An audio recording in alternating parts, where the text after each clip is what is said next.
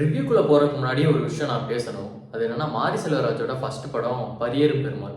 அதுக்கப்புறம் கர்ணன் எடுத்தாரு. அதுக்கப்புறம் மாமன்னன். இப்போ வந்து வாழை. பரியேறும் பெருமாள் வந்து ஒரு நல்ல வரவேற்பு இருந்துச்சு. எல்லாரும் பார்த்தாங்க, அப்ரிஷியேட் பண்ணாங்க. எல்லாம் ஓகே. கர்ணனும் மாமன்னனும் ஆடியன்ஸ் வந்து சில பேர் போட்டு அடிக்க ஆரம்பிச்சிட்டாங்க. அது வந்து ஒவ்வொருத்தருக்கும் ஒவ்வொரு ரீசன் இருக்கலாம். இதுக்கப்புறம் இப்போ வாழை ரிலீஸ் ஆயிருக்கு. இப்போ வாழை ரிலீஸ் ஈவெண்ட்ல வந்து கர்ணனும் மாமன்னனும் உங்களுக்கு வந்து பிடிக்கலன்னா, நீங்க வந்து அவங்கள போட்டு அடிக்கிறீங்க. உங்ககிட்ட வந்து சாதி வெறி இருக்கு. உங்களுக்கு வந்து ரசனை இல்ல. அப்படிலாம் சொல்லலாம். சொல்லக்கூடாது. அது யார் சொன்னாங்கன்னா, மாரி செல்வராஜ் கிடையாது, பா. ரஞ்சித். இந்த வீடியோல நான் இத அட்ரஸ் பண்ணணும் அப்படின்றதுக்காகவே நான் சொல்றேன். ஒரு படம் ஒருத்தனுக்கு பிடிக்கலன்னா, அது அவனோட தனிப்பட்ட விருப்பம். அவன் காசு குடுக்குறான், அவன் பார்க்குறான். அதே நேரத்துல அவங்களோட பெர்ஸ்பெக்டிவ்ல இருந்து பார்க்கும்போது, அவங்க கஷ்டப்பட்டு படம் எடுக்குறாங்க. பிடிக்குது பிடிக்கல சொல்றது நம்மளோட விருப்பம். ஆனா அதை போட்டு அடிக்கவும் கூடாது. ஒரு டேரக்டருக்கு எவ்வளோ ரெஸ்பான்சிபிலிட்டிஸ் இருந்தாலும் முக்கியமா இருக்க வேண்டியது ஆடியன்ஸோட ஃபீட்பேக்கை வந்து எடுத்துக்கணும். அவன் சொன்னாலே அவன் வந்து முட்டாள், இவன் என்ன சொல்றது நான் என்ன கேட்கறது, அவன் இப்படி சொன்னானா அவனுக்கு படம் பார்க்க ரசனையே இல்லை, அவனுக்கு தகுதியே இல்லை, இப்படிலாம் சொல்லவே கூடாது. அது பாரஞ்சித் வந்து அந்த ஸ்டேஜ்ல வந்து சொல்லியிருந்தாரு. நீங்க யாராவது அந்த வீடியோ பார்க்கலைன்னா கண்டிப்பா போய் பாருங்க. அதை பத்தி நம்ம வேற ஒரு வீடியோல பேசுவோம். என்னடா இது, படம் பார்த்துட்டு வெளியே வரவங்க எல்லாம் அழுதுட்டு போறீங்க, அப்படி என்ன படத்துல இருக்கும் அப்படின்னு நானும் நினைச்சேன். ஏன்னா படம் ரிலீஸ் ஆகிறதுக்கு முன்னாடி ப்ரீமியர் ஷோலாம் ஓட்டியிருக்காங்க, நிறைய செலிபிரிட்டி டேரக்டர்ஸ்லாம் பார்த்துட்டு இருந்தாங்க. அப்போ பார்க்கும்போது வெளியே வரும்போது எல்லாம் அழுதுட்டு இருக்காங்க. பாலா சார்லாம் வந்துட்டு அழுதுட்டு ரொம்பவே ஒரு என்ன சொல்றது, ஒரு துக்க வீட்டுக்கு வந்து எப்படி நல்லா விசாரிக்கணும் அங்கே அந்த மாதிரி அவர் இருந்தார். அதுக்கப்புறம் நிறைய பேரை பார்த்தேன், நிறைய பேர் அதே மைண்ட் செட்டில் தான் வந்தாங்க. நான் யோசிச்சேன், அப்படி என்ன இருக்கும் கிளைமேக்ஸு, என்ன யாராவது சாகடிப்பாங்க, அதுதானே இருக்க போகுது, அதை தாண்டி என்ன இருக்க போகுது அப்படின்னு நினச்சேன்.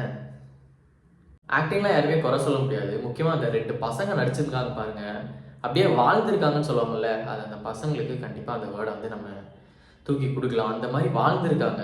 அப்புறம் அந்த 2 பசங்களை தாண்டி கலையரசன், திவ்யா துரைசாமி, நிக்கிலா விமல், இவங்க 3 பேர் நடிச்சிருக்காங்க. அப்புறம் முக்கியமான கேரக்டர்னா இந்த வெண்ணிலா கபடி குழு படம் பார்த்துட்டிங்கன்னா, அதில் இந்த ஹீரோவுக்கு அம்மாவாக வருவாங்கல்ல, கறி சாப்பாடுலாம் பையனுக்கு வச்சு கொடுத்துருவாங்க, அவன் அந்த ஹீரோ கூட ரொம்ப ஃபீல் பண்ணிட்டு போவார். அந்த கேரக்டர் வந்து இதில் நடிச்சிருக்காங்க. அம்மாவா, சாரி அவங்க நேம் என்னன்னு எனக்கு தெரில, அவங்களும் நடிச்சிருந்தாங்க. ஸோ கதை வந்து இவங்களை சுற்றி தான் நகருது. ஒரு சின்ன பையன், அவங்க வீட்டில் வந்து அந்த பவர்ட்டி எந்த அளவுக்கு இருக்குது, அவங்களோட வாழ்க்கை முறை, மொத்தத்தில் அந்த வாழை அப்படின்றத பற்றி தான் படம். ஃப்ராங்காக சொல்லணும்னா இதுலேயும் கேஸ்டிசம் பற்றி தான் பேசியிருப்பார் அப்படின்னு நான் நினச்சேன். ஏன்னா இதுக்கு முன்னாடி அதை பற்றி தான் பேசியிருந்தாரு.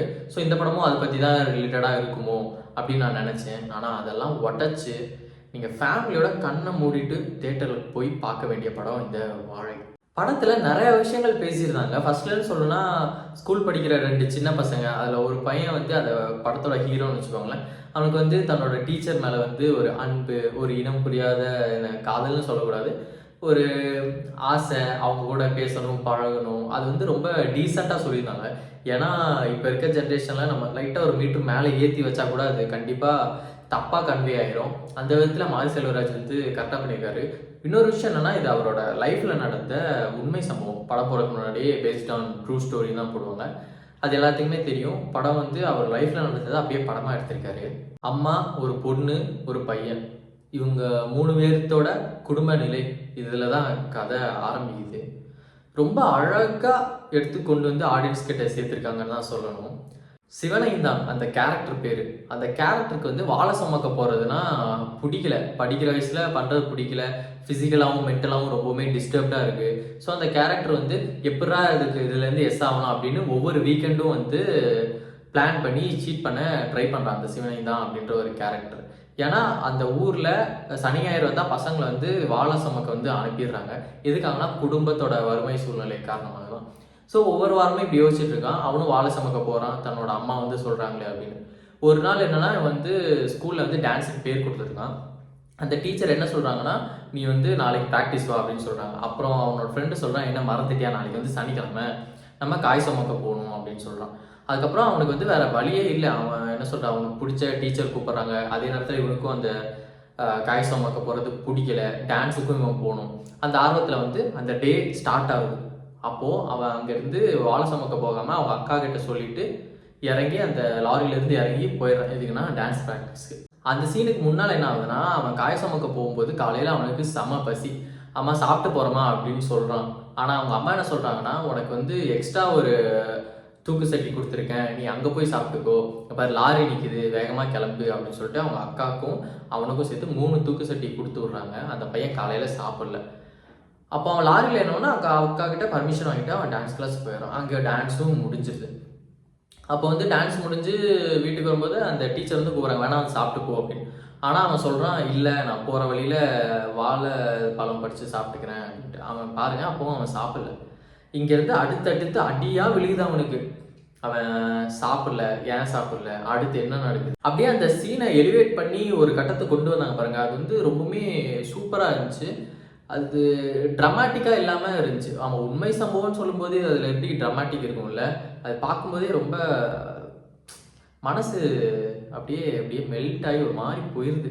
அவனுக்கு காலையில் அந்த டே ஆரம்பிக்குது, எண்ட் ஆஃப் த டே அவனுக்கு எப்படி முடியுது, அந்த பர்டிகுலர் ஒரு பாட்டு இருக்குது பாருங்க, சான்ஸே இல்லை. ஒரு பையன் அவனுக்கு உண்டான வயசில் அவன் இன்னசென்ட்டாக சில விஷயங்கள் பண்ணுறான், அதெல்லாம் நகைச்சுவையாக இருந்துச்சு. அப்புறம் ரஜினி கமல் அந்த ஃபேன்ஸுக்கு இடையிலான சின்ன காணோலாம் எப்படி இருக்கும் அதெல்லாம் பண்ணியிருந்தாங்க. அப்புறம் பூவே உனக்காக இடையெல்லாம் ரெஃபரன்ஸ் இருந்துச்சு. சில சீன்ஸ் எல்லாம் நமக்கே தோணுச்சு, ஸ்கூல் லைஃப்பில் நம்மளும் இப்படி இருந்திருக்கோமே அப்படின்னு. அந்த சீனெல்லாம் நல்லா எலிவேட் ஆகிருந்துச்சு. அப்புறம் இன்னொன்று என்னென்னா, ஒரு பெரிய சுத்தியில் எடுத்து நடுமண்டையில் ஓங்கி அடித்தா அது எவ்வளோ பெரிய ஒரு வழியாக இருக்கும்.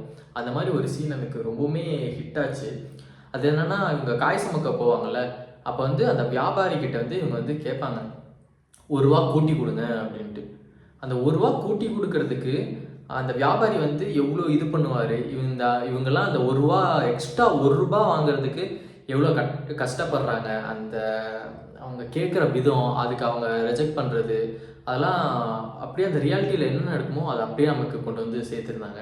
இதுக்கு ரெண்டுத்துக்கும் நடுவில் புரோக்கர்னு ஒருத்தர் இருப்பார். அப்போது கலையரசனோட அந்த டைலாக்ஸ்லாம் நல்லா இருந்துச்சு. நான் அவங்ககிட்ட வேலை தான் செய்கிறேன், அதுக்குன்னு என்னை வந்து அவனை கடவுளாக பார்க்க சொல்லாத அப்படிலாம் இருந்தது. அவன் ₹1 எக்ஸ்ட்ரா தரேன் கடைசியில் ஒத்துப்பான். ஆனால் அந்த ₹1 தந்ததுக்காக அவன் என்னெல்லாம் பண்ணுவான் அப்படின்னு நினைக்கும் போது தான் செம்ம கடுப்பாகுது. இதெல்லாம் என்ன சொல்கிறது, படம் கிடையாது, நிஜமாக நடந்தது. நம்ம ஜென்ரேஷனுக்கு அதெல்லாம் தெரியுமா என்னன்னு தெரியல. நீங்கள் உங்கள் பாட்டிக்கிட்டேயோ தாத்தாக்கிட்டேயோ இல்லை பழைய குடும்பத்தில் வயசானவங்ககிட்டயோ போய் கேட்டிங்கன்னா இதெல்லாம் கண்டிப்பாக நடந்திருக்கு. இதெல்லாம் தாண்டி தான் வந்திருக்காங்க. இப்போ வந்து இங்கே இருக்கிறதுல வந்து எல்லாருமே பணக்காரங்கன்னா டிஃபால்ட்டாக எல்லாம் பணக்காரங்களாக பிறந்தவங்க கிடையாது. அதெல்லாம் தாண்டி வந்தவங்க தான். அதில் சில பணக்காரங்க வந்து மற்றவங்களை மிதிச்சு வந்திருப்பாங்க, சில பணக்காரங்க வந்து இந்த மாதிரி கஷ்டப்பட்டு வந்திருப்பாங்க. எதுவுமே ஈஸியாக கிடச்சிருது. அந்த ₹1 ஏற்றி கொடுத்துட்டு கடைசியில் அந்த கிளைமேக்ஸுக்கு பார்க்கும்போது பேசாமல் இவனை கொண்டுடலாமா அப்படின்ற அளவுக்கு நமக்கு யோசிக்க தோணுது. அதுக்கு காரணம் வந்து படம் பார்த்தீங்கன்னா புரியும். எல்லாத்தையும் நான் சொல்ல விரும்பல. படத்தில் அந்த கம்யூனிசம்ன்றது டேரக்டாவோ இன்டைரக்டாவோ வச்சுட்டே இருந்தாங்க. என்ன சொல்கிறது, மாரி செல்வராஜுக்கு இந்த இடத்துல வந்து நான் பாராட்டுகளை தெரிவிச்சுக்கிறேன். ஏன்னா ப்ரீவியஸ் படங்கள் வந்து அந்த கேஸ்டிசம்ன்ற ஒரு விஷயத்த மட்டும் திருப்பி ரிப்பீட்டடாக இருந்தனால ஆடியன்ஸுக்கு மேபி பிடிக்காம போயிருக்கலாம். ஆனால் இந்த படத்தில் அவருக்கு நடந்த உண்மை கதையை வந்து ஆடியன்ஸ் கிட்ட டெலிவரி பண்ணும்போது அந்த கம்யூனிசம் எது மக்களுக்கு கரெக்டான மீட்டரில் கொண்டு வந்து சேர்க்கணுமோ அதை கரெக்டாக கொண்டு வந்து சேர்த்துருக்காரு. இதே மாதிரி அவர் இன்னும் ஒரு 100 படம் எடுத்தாலுமே தப்பு கிடையாது. கண்டிப்பாக எல்லாருமே அப்ரிஷியேட் பண்ணுவாங்க, எல்லாருமே வரவேற்பாங்க. ஏன்னா மக்களுக்கு அதுதான் தேவை. டே டு டே லைஃப்பில் ஒருத்தன் வந்து கூலி வேலைக்கு போகிறான்னா அவன் அங்கே என்ன பிரச்சனைகளை வந்து அவன் எதிர்கொள்ள வேண்டியதாக இருக்குது. ₹1 அதிகமாக கேட்டால் அவனுக்கு என்னென்ன இதெல்லாம் ஏற்படுது அப்படின்றத வந்து அழகாக காமிச்சிருந்தாரு. அந்த வியாபாரி ₹1 கொடுத்துட்டு அதுக்கப்புறம் அவன் பண்ணுற வேலைகள்லாம் இருக்குல்ல, அந்த புரோக்கர் வந்து கேட்பான், எல்லாத்தையும் வீட்டுக்கு அனுப்பணும், வேறு ஏதாவது வண்டி இருந்தால் வர சொல்லுங்கள் அப்படின்னு. அப்போ அந்த வியாபாரி சொல்லுவான், அதான் ₹1 நல்லா கேட்டு வாங்கினீங்கல்ல, எல்லாத்துக்கும் கணக்கு போட்டு தான் கொடுத்துருக்கேன், லோடு மேலே வந்து ஏறி போக சொல்லு அப்படின்னு. அந்த சீனெல்லாம் வந்துட்டு நல்லா கடுப்பாகிற மாதிரி எலிவேட் பண்ணியிருந்தாரு. அதுதான் அந்த படத்தோட வெற்றி.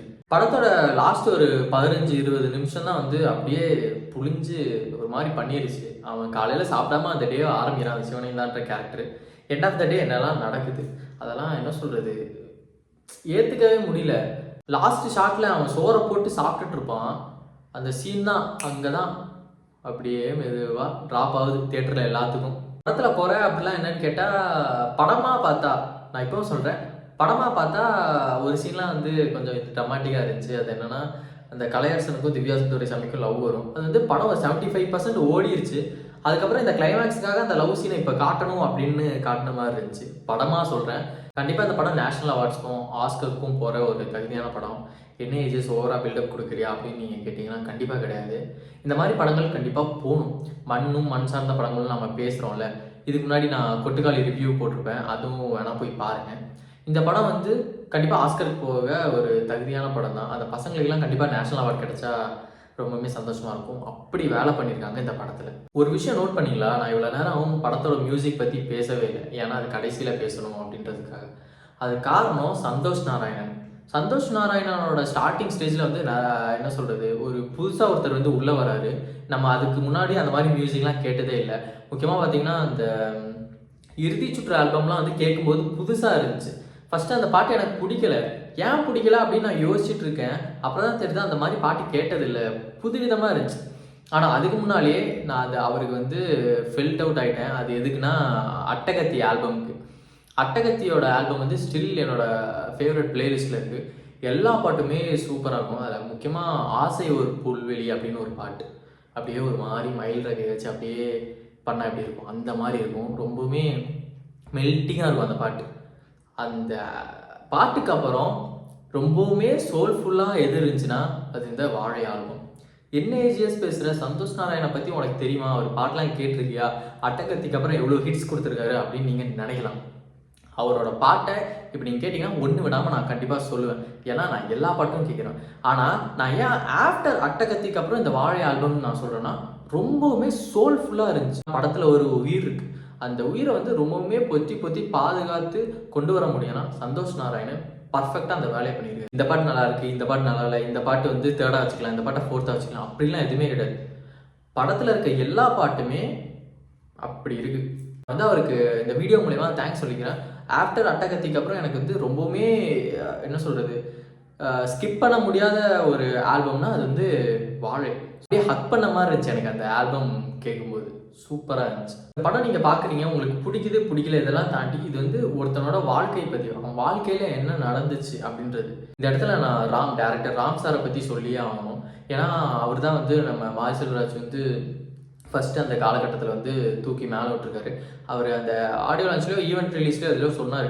மாரி செல்வராஜ் வந்து ஃபஸ்ட்டு கேட்டாராம், அவர் ஃபஸ்ட்டு படம் பண்ணுறது வாழை தான் அவரோட ஃபஸ்ட்டு ஸ்கிரிப்டாமா, ஆனால் நீ இதை ஃபஸ்ட்டாக பண்ணாத அப்படின்னு சொல்லி ஃபஸ்ட்டாக அவர் 3 படம் பண்ணிட்டு இப்போது கரெக்டான டைமில் வந்து டெலிவரி பண்ணியிருக்காரு. நான் என்ன நினைக்கிறேன்னா அது 100% கரெக்ட்.